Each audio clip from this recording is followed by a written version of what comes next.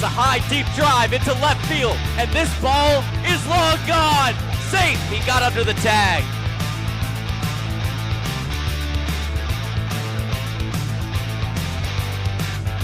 One hop the wall and it lands for a double. Want to ride into deep left field, and this ball is gone. Falmouth is going to the Western Division Final. Hey Commodores fans, welcome to the pregame show, Game 7. David Korzanowski joined alongside Danny LaRose. Follow our social media in case you don't. You're already on our YouTube page because you're watching this video, but at Fal Commodores on Twitter and Instagram, and then Falmouth Commodores on Facebook. Turning our attention to today, Danny, this game's been rescheduled a couple times. Yeah, this was supposed to be game 2 of the season about a week ago, but 2 rainouts, and it was supposed to rain today. It's held off, so finally we're getting this game in. Finally, Wareham has come to Gov Fuller Field, and maybe at the tough time for the Commodores right now in a losing streak going up against a Wareham team that is red hot. Yeah, Wareham is 4-1-1. They're first in the West Division after sweeping Chatham in a doubleheader yesterday. Falmouth dropped both games to Harwich, moving to 2-3-1. Danny, what do you think of the pitching yesterday? I actually really like the pitching. The Falmouth team ERA is now up to 4.14, which doesn't look too hot, but the 2 starters, Noah Thompson and Sam Strickland in Game 1 and Game 2 respectively, really impressed me. Thompson allowed only the 1 run on a home run. He ended up losing 1-0. And then Strickland in the next game, he gave up, 2 earned runs, so sure they claim, but really it was 1, and he was pretty solid. But the team ERA not really helping out because the bullpen has struggled a little bit. But you know what? The starters have been A1, and Tommy Sheehan, who's starting tonight, has been one of those guys. Mike Landry is the pitching coach for the Falmouth Commodores in year 8. Katie Florio caught up with him before the game. Katie? Thanks, guys. And Coach, first full week in the books, a lot of new arms on the staff. What is your assessment of the pitching staff so far? Honestly, we're still making assessments, right? Because we have kind of turned some things over a little bit, but I'm happy with the way that we've been attacking the zone. There've been a game or here or there that we haven't done as good a job of that, but we've talked as a staff and just kind of reminding the guys to attack the zone early, get ahead, stay ahead, and try to put guys away when we can. Obviously, establishing chemistry between the pitcher and the catcher is very crucial for success. When you have guys coming in from all over the country, how do you establish that chemistry so quickly?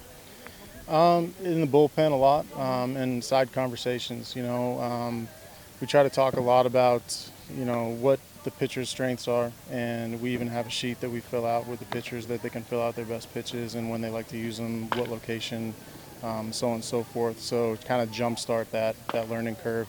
Obviously, there's still going to be a learning curve, so in games, encouraging the catchers to go out and talk.